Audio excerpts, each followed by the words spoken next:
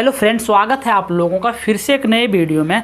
आज हम आप लोगों के सामने क्लास 9th का एक्सरसाइज 1.3 का क्वेश्चन नंबर 6 लेकर आए हैं। देखिए क्वेश्चन नंबर 6 क्या बोल रहा है P/Q नॉट इक्वल टू 0 के रूप की परिमेय संख्या के अनेक उदाहरण लीजिए। बोल रहा है P/Q और Q नॉट इक्वल टू 0 के परिमेय संख्या के अनेक उदाहरण लीजिए। ठीक है, हम ले लेंगे अनेक उदाहरण। उसके बाद बोल रहा है जहाँ P और Q पूर्णांक है, जहाँ P और Q क्या है, पूर्णांक है। ठीक है, उसके बाद जिनका एक के अतिरिक्त अन्य कोई उभयनिष्ठ गुणनखंड नहीं है और जिसका शांत दशमलव निरूपण प्रसार है, क्या आप यह अनुमान लगा सकते हैं कि Q को कौन सा गुण अवश्य संतुष्ट करता है। देखिए अभी तो हम किताब के भाषा को पढ़ दिए, अब हम आपको देहाती भाषा में समझाते हैं, सिंपल भाषा में समझाते हैं। इसमें बोल रहा है कि आप परिमेय संख्या का अलग अलग उदाहरण लीजिए। परिमेय संख्या का क्या बोल रहा है, अलग अलग उदाहरण बोल रहा है। तो परिमेय संख्या का अलग अलग उदाहरण ले रहे हैं,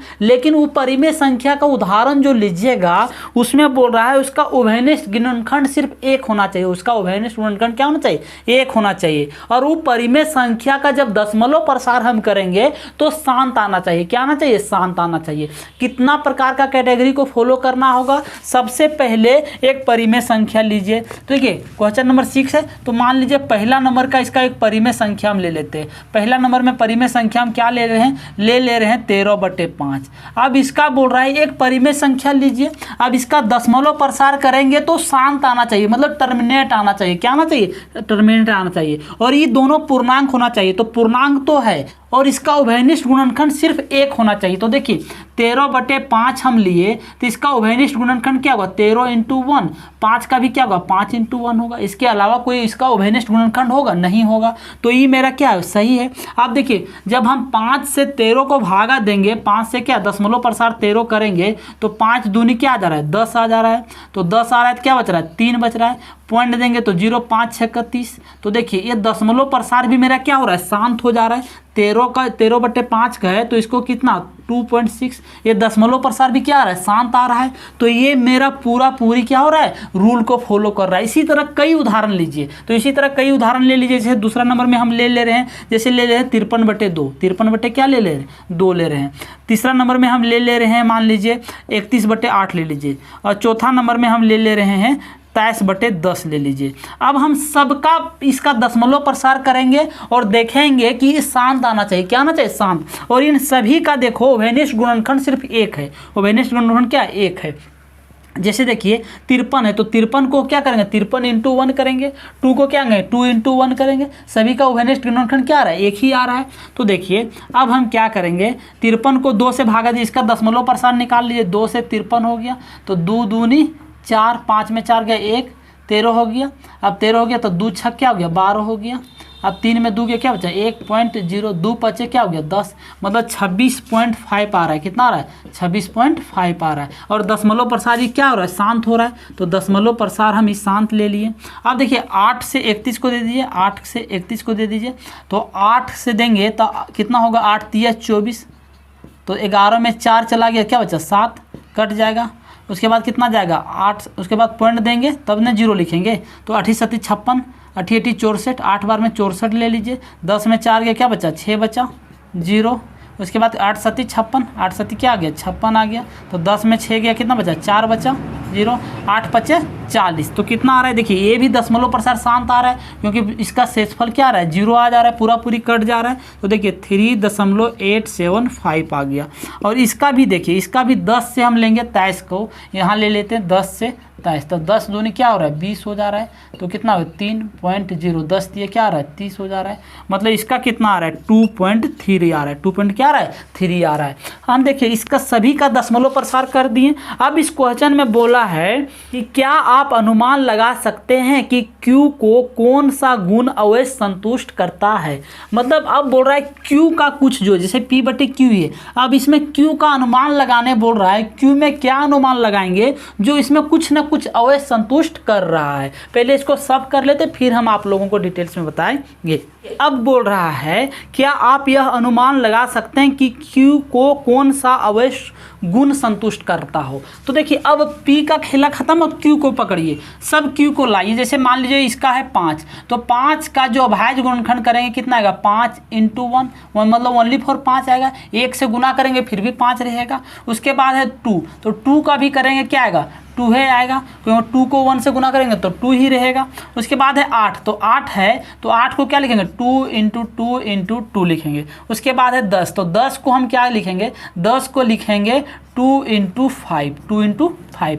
अब हम देख रहे हैं Q का जब अभाज्य गुणनखंड हम कर रहे हैं, जो भी परिमेय संख्या शांत आया है सभी का हर में हम देख रहे हैं, आ तो 5 आ रहा है तो 2 आ रहा है, आ तो 2 आ रहा है तो 5 आ रहा है, तो 2 और 5 दोनों आ रहा है। हमको क्या चीज़ मिला, हमको ये चीज़ मिला कि जब कोई भी परिमेय संख्या शांत आएगा, जब उसका हर का हम अभाज्य गुणनखंड करेंगे तो सिर्फ 2 और 5 का गुणनफल आएगा, सिर्फ 2 और किसका आएगा, 5 का गुणनफल। तो हम देख रहे हैं इतना प्रकार का परिमेय संख्या लिए, 1 2 3 4 उदाहरण हम लिए, चारों का हर का जब अभाज्य गुणनखंड हम किए तो हम देख रहे हैं ये सब मेरा क्या है, शांत है, सब मेरा क्या आ रहा है, शांत आ रहा है। जब सब मेरा शांत आ रहा है तो इसमें हम एक चीज़ संतुष्ट ये हुए कि सबका हर का जब अभाज्य गुणनखंड कर रहे हैं तो सब में क्या आ रहा है, आ तो 2 5, आ तो 2 2, आ तो 2 5 दोनों आ रहा है। तो इसको लिख दीजिए, हम क्या पाए, हम ये पाए, लिख दीजिए कि किसी परिमेय संख्या का दशमलव प्रसार शांत तब होगा जब उसका Q का अभाज्य गुणनखंड करने पर 2 5, आ तो 2 5 दोनों आएगा तभी होगा। तो लिख दीजिए किसी परिमेय संख्या,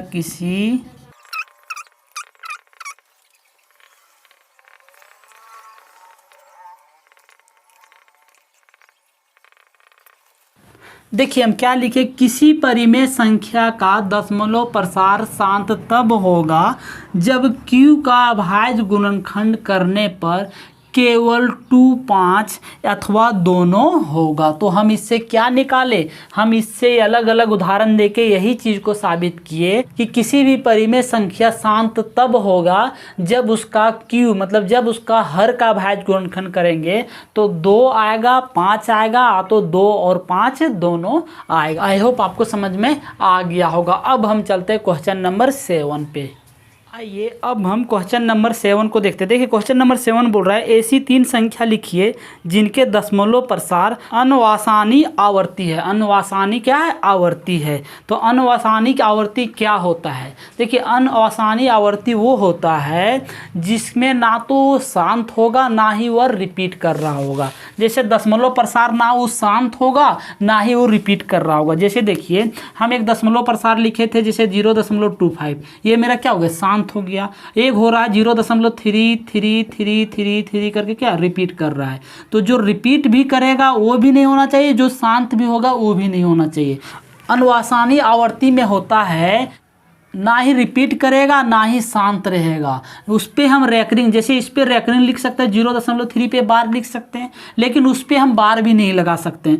वैसा 3 उदाहरण ले लीजिए। देखिए फर्स्ट उदाहरण देते थे, जैसे लिखिए 0.20 200 200 240। इसमें क्या हो रहा है, इसी तरह करके बढ़ते जा रहा है। देखिए ना रिपीट कर रहा है ना ये शांत हो रहा है, रिपीट भी नहीं कर रहा है ना ही शांत हो। इस पर हम रैकरिंग नहीं लगा सकते। देखिए यहाँ 20 मतलब यहाँ 20 हुआ तो यहाँ 200 हो गया, तो यहाँ 2000 हो गया तो यहाँ 20,000 हो जाएगा, तो वहाँ 2 लाख हो जाएगा, उसी तरह बढ़ते चला जाएगा। तो ये क्या हो गया, अनुवसानी आवर्ती हो गया। क्या हो गया, अनुवसानी आवर्ती। तो ये हो गया पहला।